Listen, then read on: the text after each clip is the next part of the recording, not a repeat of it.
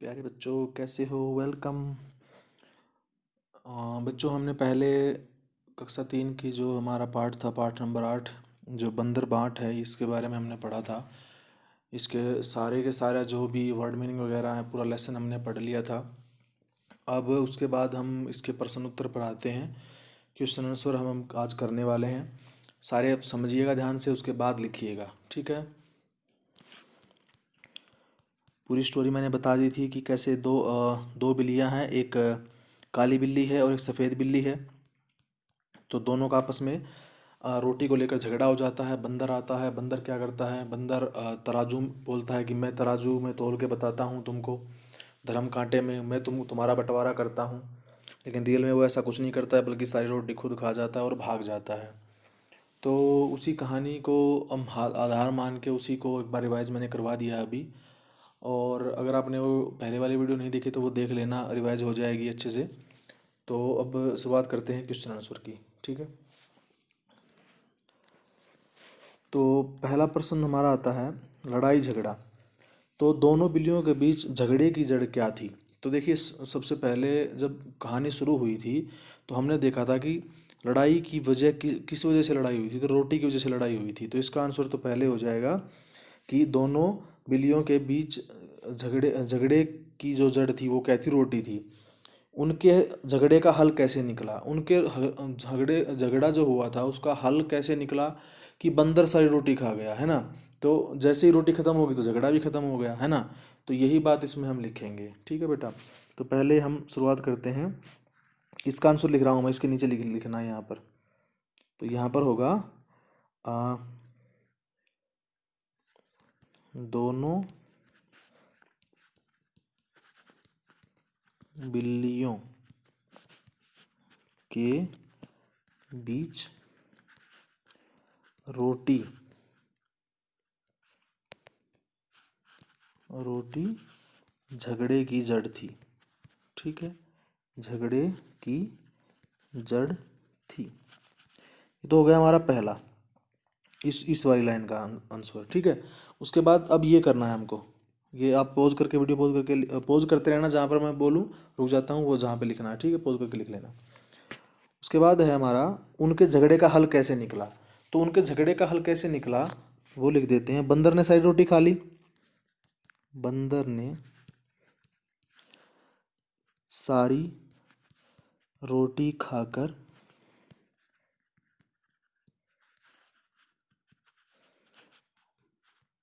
बिल्लियों को बेवकूफ बनाया। बेवकूफ बनाया और झगड़ा, उसके बाद पॉज कर लेना बेटा, झगड़ा हल हो गया। हो गया, ठीक है बेटा? ये हो गया इसका पहले का और दूसरे का, दोनों का आंसर हो गया एक साथ में, ठीक है? आगे है दूसरा प्रश्न आता है आपका, तुम किस किस के साथ अक्सर लड़ते हो, झगड़ते हो? तो किसके साथ आप झगड़ते हैं? तो आप लिखेंगे बहन भाई बहन, या बहन भाई के साथ लिख सकते हैं। तो अब घर में रहते हैं तो किसके साथ लड़ेंगे? बहन भाई के साथ ही लड़ेंगे, है ना? अब मम्मी पापा के साथ तो लड़ेंगे नहीं, है ना? वो तो पिटाई कर देंगे आपकी। तो इसका आंसर तो हो गया ये, बहन भाई। अब ये कहते हैं कि तुम क्या क्या करते हो जब तुम्हारी लड़ाई हो जाती है? तो अब इसका आंसर लिखूंगा बेटा। तो जब तुम्हारी लड़ाई हो जाती है तो तब तुम क्या क्या करते हो? तो सबसे पहले तुम्हारी बहन के साथ तुम्हारी लड़ाई हो जाती है तो तुम क्या करते हो? तुम उसके बाल पकड़ लेते हो। बाल पकड़ना। और क्या करते हो? और क्या करते हो? उसको मारना, है ना? उसको मारने लग जाते हो। छोटा भाई है तो उसके साथ भी आप यही करोगे, है ना? मान लो छोटा है या बड़ा है, अब उसको गिरा भी सकते हो, गिराना, उसको नीचे भी गिरा सकते हो, है ना? और उस ये तो हो गया आपका इसका आंसर, ठीक है? इसका था ये। अब इसकी बारी है, जब तुम झगड़ते हो तो तुम्हारा फैसला कौन करवाता है, यानी कि सॉल्यूशन कौन करवाता है? तो हम लिखेंगे पिताजी। पिताजी, या माताजी भी लिख सकते हैं साथ में, मैं यहाँ लिख देता हूँ ऊपर। माता जी। ठीक है, ये यहाँ पे लिखना बेटा, ऐसे एरो नहीं बनाना है, कहीं एरो बना दो है ना, तो वैसे जगह नहीं है इसलिए यहाँ पे ऐसे किया है। ये वाली जो चीज़ है वो यहाँ पे लिखनी है। ठीक है, आगे चलते हैं। पहला है जूले। जूले क्या होता है? देखो अब यहाँ पे क्या है कि ले, अब मैंने बताया था आपको कि ले क्या है। ले लद्दाख, लद्दाख की राजधानी है ना। मैंने बताया था वीडियो में जब हम कर रहे थे। ये हमारा जो जम्मू कश्मीर है, जम्मू कश्मीर को अब दो यूनियन टेरिटरी में डिवाइड कर दिया गया है, जम्मू कश्मीर और लद्दाख में। तो वहाँ पे ले जगह है, ले उसकी राजधानी है, कैपिटल है। तो वहाँ पे जब लोग एक दूसरे से मिलते हैं तो वो जूले कहते हैं, आपस में कहते हैं। जैसे हम कहते हैं हेलो, हेलो कैसे हो, प्रणाम, नमस्कार, तो वहाँ पे क्या कहते हैं? जूले, जूले। तो बोले, एक बोलेगा जूले, जूले, इस तरह से। तो दोनों बिल्लियाँ मिलती हैं तो वो दूसरे को क्या कहती हैं? नमस्ते कहती हैं, है ना। जैसे हमने लेसन में पढ़ा था, पाठ में हमने पढ़ा था कि वहाँ पे नमस्ते कह रही हैं वो। तो अब हमें क्या करना है? हमें यहाँ पर ये लिखना है कि जब तुम इन लोगों से मिलते हो, इन लोगों से तुम मिलते हो तो तुम क्या कहते हो। ये जो लोग यहाँ पर इनके नाम लिखे गए हैं तो मैं बताऊंगा और आप लिखेंगे। ठीक है, आप अपनी मर्जी से भी लिख सकते हैं, लेकिन मैं भी इसको कर देता हूँ कि हम क्या बोलेंगे। तो सबसे पहले हम बात करते हैं, जब आप मिलते हैं अपनी अपनी तुम्हारी सहेली से या तुम्हारे तुम्हारे दोस्त से मिलते हो तुम, तो तुम क्या कहते हो? तुम उसको क्या बोलोगे? हाय हेलो बोलते हो, हाय हेलो, इस तरह से बोलते हो। ये साइन ऑफ एक्सक्लेमेशन है, और एक्सक्लेमेशन, और इसको बोलते हैं विस्मयादि बोधक चिन्ह कहते हैं इसको। ठीक है, ये किसी फीलिंग को दर्शाता है। ओके, तो क्या बोलेंगे? हाय और हेलो बोलेंगे। अपने तुम टीचर को बोलोगे तो टीचर को क्या बोलोगे? Hi hello. तो हाय हेलो तो नहीं बोलोगे टीचर को, टीचर को क्या बोलोगे? नमस्ते बोलोगे, या को क्या बोलोगे? गुड मॉर्निंग बोलोगे, गुड मॉर्निंग बोलोगे। ठीक है, और क्या बोल सकते हो? गुड आफ्टरनून बोल सकते हो, गुड आफ्टरनून, है ना। गुड इवनिंग भी बोलोगे। अब गुड इवनिंग तो अगर टीचर बाहर मिलेगा कहीं पे, है ना, अगर टीचर बाहर मिलता है तो तब तो तुम उसको, तब तो तुम उनको बोल सकते हो गुड इवनिंग। लेकिन स्कूल में तो गुड मॉर्निंग और गुड आफ्टरनून तक ही रहते हो तुम, है ना। मोस्टली कितने बजे तक? 2 बजे तक या 3 बजे तक, तो तब तक तो आफ्टरनून ही होता है ना। तो इवनिंग तो नहीं बोलेंगे। तो अगर कहीं बाहर मिलते हैं तो भी उनको बोलना है। ठीक है, उनको नमस्ते करने हैं, ऐसा नहीं है कि उनको नहीं बोलना है, तब भी बोलना है। उसके बाद आपका आता है दादी या नानी को तुम बोलोगे तो क्या बोलोगे? तो उनको बोलोगे प्रणाम, प्रणाम करके बोलोगे। और फिर यहाँ पे एक और लिख सकते हैं चरण स्पर्श, यानी कि पैरों को टच करना, चरणों को, यानी कि पैरों पैरों की उंगलियों को टच करना। स्पर्श का मतलब होता है टच करना। ठीक है, उसके बाद आता है तुम्हारे बड़े भाई और बहन को क्या बोलोगे तुम? अब बड़े हैं तुमसे तो क्या बोल सकते हो? तुम उसको नमस्ते बोल सकते हो उनको, है ना। दूसरा और क्या बोल सकते हो? गुड मॉर्निंग बोल सकते हो, ये भी सही हो जाएगा, गुड मॉर्निंग। ओके, ये दो हो जाएंगे आपके। उसके बाद आता है, अब आप अपनी अपनी जो है अपना ओपिनियन बताएंगे, अपनी राय इसमें देंगे कि अगर बंदर बीच में नहीं आता तो तुम्हारी राय में रोटी किस बिल्ली को मिलनी चाहिए थी। सोचो कि हमने पढ़ा था कि अगर मान लो उसमें बंदर नहीं आता, मान लो बाय चांस नहीं आता, तो वो रोटी किसको मिलनी चाहिए थी? तो क्या सफ़ेद बिल्ली को, क्योंकि उसने पहले उसको देखा था, या काली बिल्ली को जिसने उसको उठाया था? नहीं, ये दोनों में से किसी एक की नहीं होगी, वो दोनों की होगी। क्यों? क्योंकि दोनों ने कंट्रीब्यूट किया था, है ना। रोटी देखी किसने? सफ़ेद बिल्ली ने, लेकिन वो डर रही थी तो उठाई किसने? काली बिल्ली ने। दोनों का क्या हो गया? एक टीम वर्क हो गया, है ना। तो टीम वर्क हो गया तो दोनों को टीम वर्क के अकॉर्डिंग ही मिलेगा हिस्सा, उनका जो भाग होगा, पार्ट होगा, रोटी का जो टुकड़ा होगा वो आधा आधा ही बटेगा, तो दोनों को मिलेगा। तो इसका आंसर क्या हो जाएगा? मेरी नज़र में, मेरी राय में लिख सकते हैं, मेरी राय में रोटी दोनों बिल्लियों को बराबर बराबर मिलनी, ऊपर लिख रहा हूँ बेटा, मिलनी चाहिए। ठीक है बेटा, और यहाँ पे थी। ओके, इसका आंसर हो जाएगा। इसको पोज कर लेना और लिख लेना। चलिए आगे चलते हैं। आगे है, बंदर ने बिल्ली से यह सवाल क्यों पूछा होगा कि उन्होंने रोटी एक आंख से देखी या दोनों आंखों से, एक टांग से झपटी या दोनों टांगों से। तो इसमें क्या है कि इसमें उसने ये बात बोली थी, तो वो ऐसा इसलिए पूछ रहा होगा क्योंकि वो ये दिखाना चाहता था कि मैं बिल्कुल एक्यूरेट मैं है जो जजमेंट करूँगा, मैं अपना अच्छी तरह से बंटवारा, तुम्हारा अच्छी तरह से रोटी का बंटवारा कर दूंगा। मेरे मन में कोई मतलब क्या कहते हैं कि मेरे मन में कोई द्वेष नहीं है। मैं किसी का बुरा नहीं चाहता हूँ, है ना। इस वजह से वो उसने ऐसा बोला था, जानबूझ के बोल रहा था। तुम बताओ, एक आंख से देखी थी, दोनों आंखों से।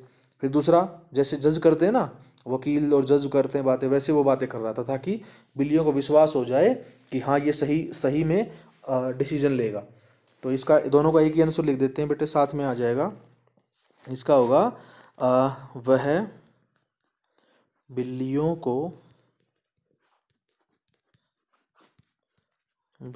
को यह विश्वास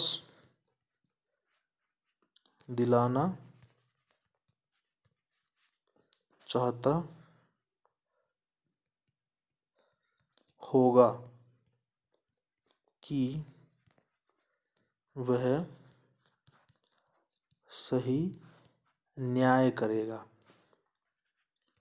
ठीक है, न्याय का मतलब बेटा जस्टिस। ठीक है, सही न्याय करेगा, ये हो जाएगा इसका पूरा। ओके, आगे चलिए। कहानी का शीर्षक बंदर बांट क्यों है। तो देखो हमें अब ये देखना, ये बताना है कि बंदर बांट क्यों है, उसका मीनिंग, उसका शीर्षक मतलब होता है टाइटल। उसका टाइटल जो है, हमने लेसन का जो पाठ का जो नाम है वो बंदर बांट है, तो वो क्यों है। देखो, हम मैंने पहले ही बता दिया शुरू में ही, जब पहले वीडियो में मैंने शुरू किया था कि भाई बंदर बांट इसलिए है क्योंकि वो बार बार रोटियों को तोड़कर खा जाता है और बिल्लियाँ बेचारी भूखी रह जाती हैं, तो इसलिए उसका नाम बंदर बांट है। ठीक है, अब दूसरा है, तुम इस नाटक को क्या नाम देना चाहोगी। तो हम अपनी तरफ से उसको क्या नाम देंगे और क्या टाइटल हम दे सकते हैं, वो हम इसमें बताएंगे। तो देखो, इसमें क्या है कि बंदर जो था वो चालाक था, तो इसका नाम चालाक बंदर भी हो सकता है, टाइटल इसका शीर्षक। और इसका ये भी हो सकता है, दो का झगड़ा तीसरे का लाभ या तीसरे का फायदा, यानी कि दो लोगों का झगड़ा है, तीसरे को फायदा हो जाए, वो भी हो सकता है। और तीसरा हो सकता है मूर्ख बिल्लियाँ। तो बिल्लियाँ, मूर्ख बिल्लियाँ भी हो सकता है क्योंकि वो पागल थी, वो आपस में ही लड़ झगड़ रही थी, है ना। वो अपने आप भी आधा आधा उसको बांट सकती थी रोटी को। ठीक है, तो अब तीनों के एक साथ लिखवा देता हूँ बेटा। ठीक है, तो पहले का है, बंदर बांट क्यों है, इसका आंसर लिख रहा हूँ पहले का। इसका है क्योंकि बंदर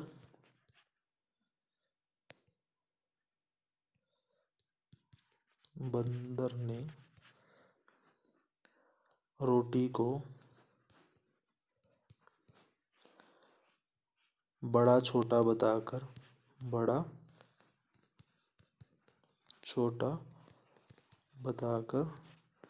खा लिया।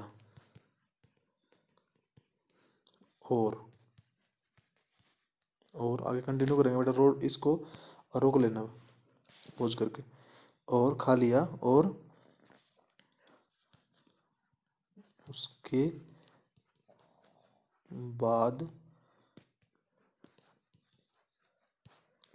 बाद वे दोनों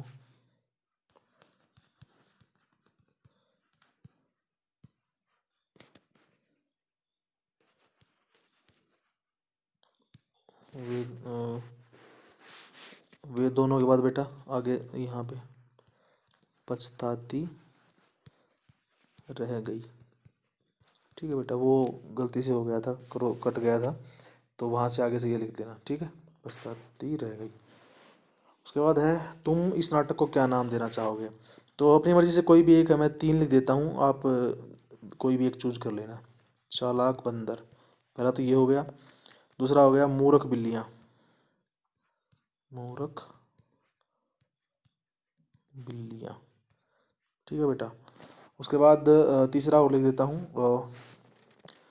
वो इसको रोक लेना बेटा। चलिए तीसरा लिखते हैं, दो का झगड़ा, कोमल गाएंगे, तीसरे का लाभ, यानी कि झगड़ा था बिल्लियों का और लाभ फायदा के लाभ यानी कि बेनिफिट किसको हो गया, बेनिफिट हो गया बंदर को। ठीक है बेटा, तो ये हो जाएगा। उसके बाद अब वो कहता है कि भाई आपने जो हमने अब मैंने जो तीन जो टाइटल लिखे हैं, तीन शीर्षक लिखे हैं, अब वो पूछ रहा है कि इन तीनों में से इन तीनों में से आप जो भी एक चूज करेंगे वो आपकी मर्जी है। और अगर आपके पास कुछ ऐसा है जो आप सोच रहे हैं तो वो भी आलोच सकते हैं। तो वो ये पूछ रहा है कि भाई आपने ये जो टाइटल लिखा है, ठीक है, आपने एक तो लिख दिया चालाक बंदर, दूसरा लिख दिया मूर्ख बिल्लियाँ, और तीसरा लिख दिया कि दो के झगड़े में तीसरे तीसरे का फायदा या तीसरे का लाभ। तो आपने ऐसा क्यों लिखा है ना। तो अब जैसे इन सब का जो है आंसर एक ही हो सकता है, बिल्कुल सेम एक ही हो सकता है। और जैसे चालाक बंदर है तो चालाक बंदर में जैसे हम लिख सकते हैं कि बंदर ने चालाकी दिखाकर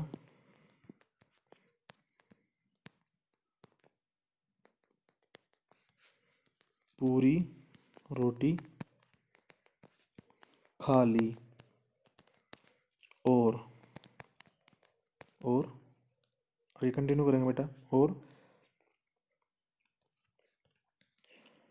बिल्लियाँ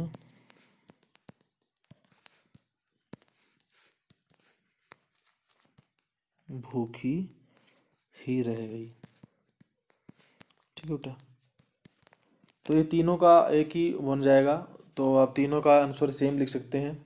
और तीसरे के फायदे में ये आप लिख सकते हैं कि दो बिल्लियों की लड़ाई थी तो बंदर को फायदा हो गया है ना, इस तरह से उसका नाम क्या हो गया, दो की लड़ाई में तीसरे का लाभ। ठीक है, आगे हमारा आता है बेटा बंदर ने रोटी बराबर बांटने के लिए तराजू का इस्तेमाल किया था। तो तराजू के बारे में मैंने आपको बताया था पहले, जो जिससे वजन करते हैं, वजन करने की मशीन होती है तराजू जिसको बोलते हैं। तो यहाँ पे कुछ चीज़ें दी गई हैं, तो आपको ये बताना है कि इनमें से किसको हम तोल कर खरीदा जाता है, जिनको हम तोलते हैं। ठीक है, तो यहाँ पर है, पहला है मिट्टी का तेल यानी कि कैरोसिन ऑयल। तो कैरोसिन ऑयल जो होता है, ऑयल को क्या करते हैं, उसको तोलते थोड़ी हैं, उसको तोलते हैं, उसको मापते हैं। तो वो किस में मापते हैं, वो लीटर में मापते हैं। तो ये नहीं होगा, पहला तो ऑप्शन नहीं, ये नहीं होगा। दूसरा, ठीक है, ये आता है खरबूजा। ठीक है, ये क्या है, खरबूजा। तो इसका नाम क्या है, इसको मेलन बोलते हैं इंग्लिश में, मेलन। ठीक है, तो ये खरबूजा है, इसको तो तोलते हैं ना हम, किलो 1 किलो 2 किलो 3 किलो इस तरह से लाते हैं। तो इसका नाम लिख लेंगे आप इसके आंसर में, खरबूजा। ठीक है, तो यहाँ पे ये खरबूजा लिख देंगे यहाँ पे। ठीक है, उसके बाद फिर कोमा लगा देंगे उसके पीछे, ऐसे कोमा लगा देंगे। उसके बाद मिटानी, मिटानी यानी कि इरेजर। इरेजर आप मार्केट में जाते हो तो मार्केट में क्या ये बोलते हो कि 1 किलो इरेजर दे दो, है ना। आप क्या बोलते हो, आप एक एक रेजर दे दो बस, वो 5 रुपये का दे देगा आपको, है ना, बड़ा होगा 10 रुपये का दे देगा बस, तोल के नहीं देगा आपको, वजन करके नहीं देगा। तो ये नहीं होगा। तीस अब आते हैं इसके ऊपर, ये है तरबूज यानी कि वाटरमेलन। तो ये क्या है, तरबूज। तो इसको तो तोल कर लाते हैं, मार्केट में जाएंगे आप फ्रूट को तोल कर लाते हैं। तो ये भी इसका आंसर हो जाएगा। ठीक है, तो ये भी कॉमा लगा के लिख लेंगे। उसके बाद आपका कपड़ा। तो कपड़ा क्या करता है, कपड़े को मापते हैं। कपड़े को किस में मापते हैं, मीटर में, मीटर में मापते हैं। ठीक है, तो मीटर में क्या होगा, मीटर में अब तोलेंगे तो नहीं, तो ये भी नहीं होगा। ठीक है, उसके बाद है केला। तो केला जो है, केले को भी तोल कर नहीं लाते हैं, केले को गिन कर लाते हैं, किस में, डजन में, दर्जन में लाते हैं। तो ये भी नहीं होगा। उसके बाद आपका आता है चावल। अब चावल आप लेने जाओगे तो चावल में क्या होगा, तो चावल तो आप ऐसे तो है नहीं कि मुझे 10 दाने चावल के दे दो, है ना, या 20 दाने दे दो, इस तरह से तो नहीं करेंगे, हम किलो के भाव से लेंगे। तो उसके बाद यहाँ पे इसका आंसर में जो तरबूज लिखा था, तरबूज के बाद कोमा लगाएंगे और वहाँ पर भी उसके पीछे चावल लिख देंगे, तो चावल भी होगा। उसके बाद नारियल है, नारियल को हम तोल के नहीं लाते हैं, फ्लावर को भी तोल के नहीं लाते हैं। ठीक है, फूल है, ये गुलाब का फूल है।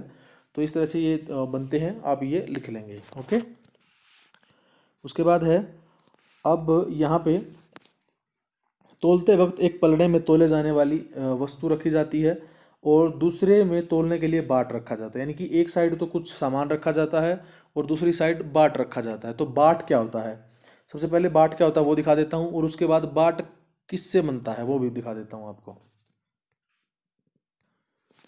देखो बेटा, जब आप मार्केट में जाते हैं, आप जैसे टमाटर ले रहे हैं तो यहाँ पे टमाटर को तोल के दे रहे हैं ना, गिन के नहीं दे रहे हैं ना।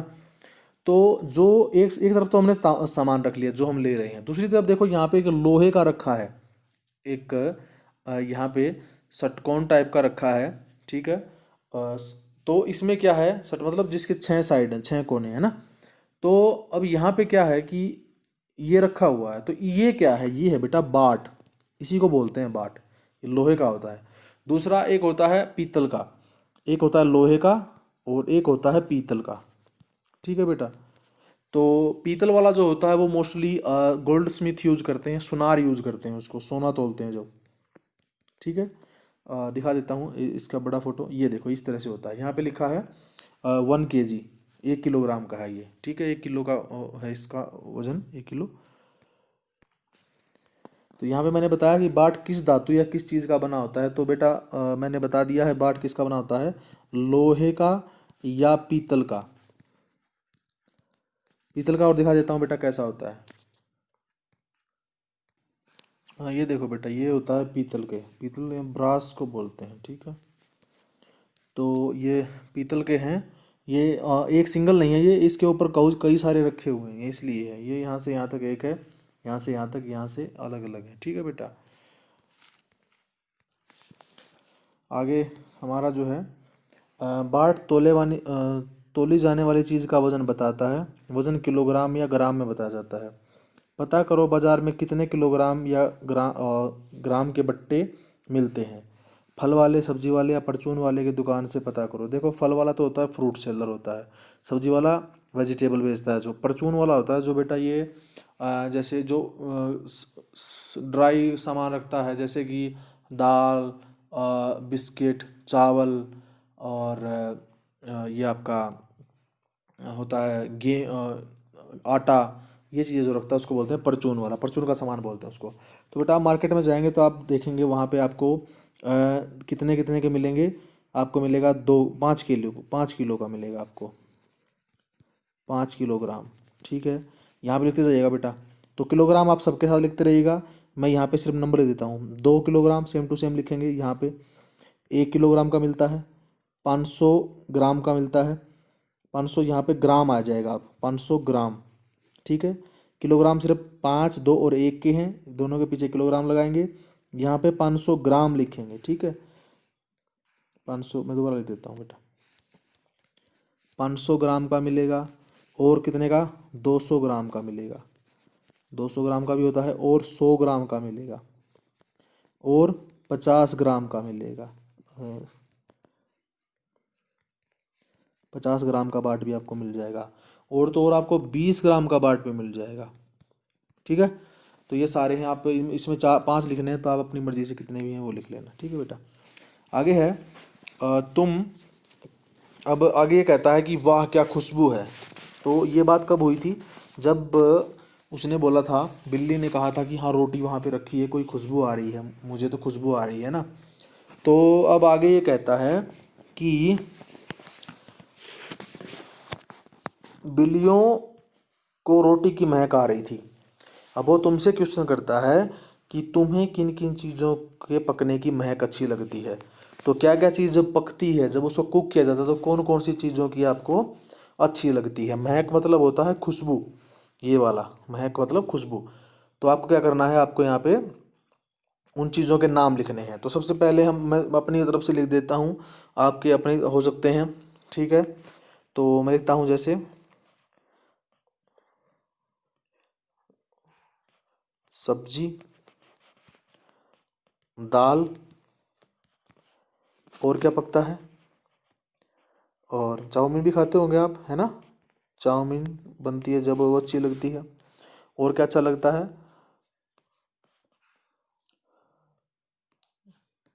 और पकोड़े। वैसे पकोड़े को तलते हैं, लेकिन आप इसमें लिखना चाहें तो लिख सकते हैं। ठीक है। तो अपनी तरफ से कुछ ऐड कर देना है इसमें आप भी। ओके। उसके बाद आता है और किन किन चीज़ों की महक आती है जो खाने से जुड़ी नहीं है। यानी कि वो कौन सी चीज़ें हैं जो खाने से जुड़ी हुई नहीं हैं लेकिन आपको अच्छी लगती हैं। तो अब जैसे परफ्यूम की होती है खुशबू, और पेट्रोल की भी अच्छी होती है, और किसकी होती है, पॉलिश, बूट पॉलिश करते हैं उसकी भी जो होती है स्मेल होती है वो अच्छी होती है। तो ये लिख सकते हैं हम इसमें।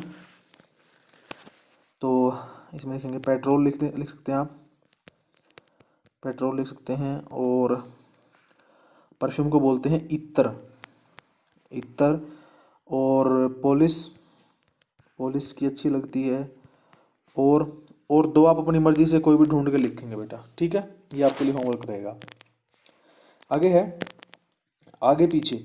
अब यहाँ पे क्या किया गया है कि यहाँ पे एक लाइन दी गई है, उस लाइन को क्या किया है, उल्टा पुल्टा, उसके जो शब्द हैं, वर्ड हैं, उनको उल्टा पुल्टा कर दिया गया है। तो हमें उनको सीधा करना है। तो हम उनको सीधा करेंगे। तो एक एग्जाम्पल भी यहाँ पे दिया हुआ है। एग्जाम्पल आप देखेंगे तो यहाँ पे लिखा है, मुझे महक रोटी की आती। और यहाँ पे उसको अगर अच्छी तरह से लिखेंगे तो उसको कैसे लिखेंगे, मुझे रोटी की महक आती। ये करेक्ट हो जाएगा।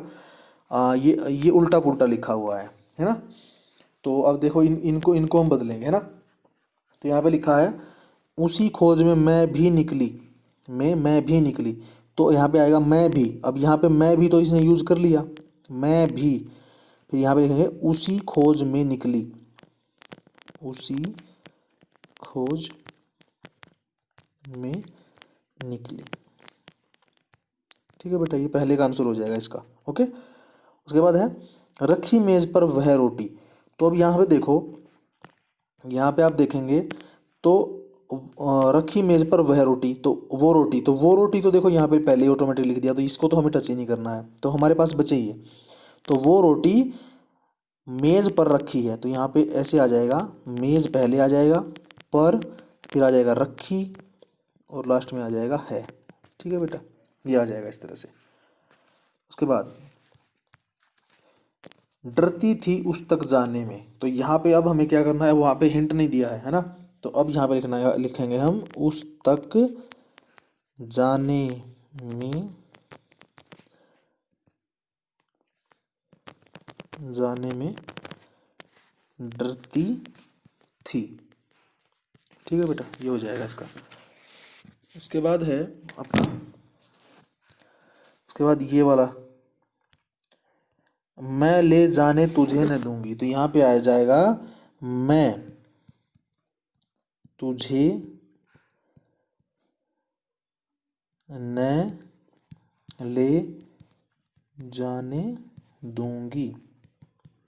ठीक है बेटा, पहले वाला ये आ जाएगा, मैं सेम टू सेम आ जाएगा, तुझे न ले जाने और लास्ट में दूंगी। ठीक है।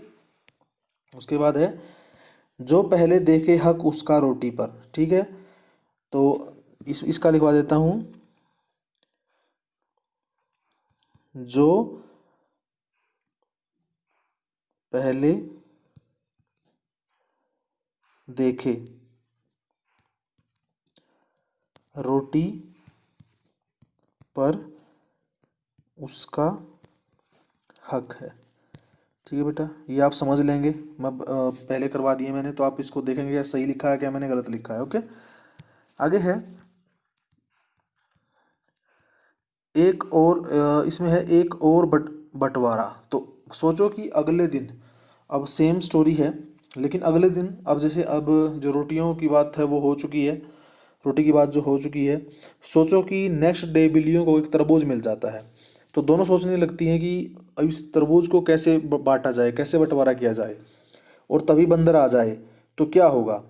तो तो क्या होगा, अब तो बिल्लियाँ क्या करेंगी, बिल्लियों को तो पता चल गया था पहले दिन बंदर ने क्या किया था, सारी रोटी खा गया था। तो वो क्या कहेंगी, वो कहेंगी बंदर से कहेंगी, वो बंदर से कहेंगी कि कि हमारी बुद्धि इतनी भी, इतनी भी, आगे यहाँ ऊपर लिख रहा हूँ बेटा, यहाँ से, इतनी भी खोटी, खोटी मतलब कमजोर, बिना काम की, खोटी नहीं है। ये लिख के उसके बाद कंटिन्यू करेंगे बेटा आगे, नहीं है, हम अपना बंटवारा अपने आप कर लेंगे। ठीक है बेटा, तो ये बात बोलेगी। ओके, तो बेटा यहाँ पे ये ख़त्म होता है हमारा चैप्टर, और इसके क्वेश्चन आंसर आप लिख लेंगे। ओके बेटा, मिलते हैं नेक्स्ट वीडियो में। Thank you.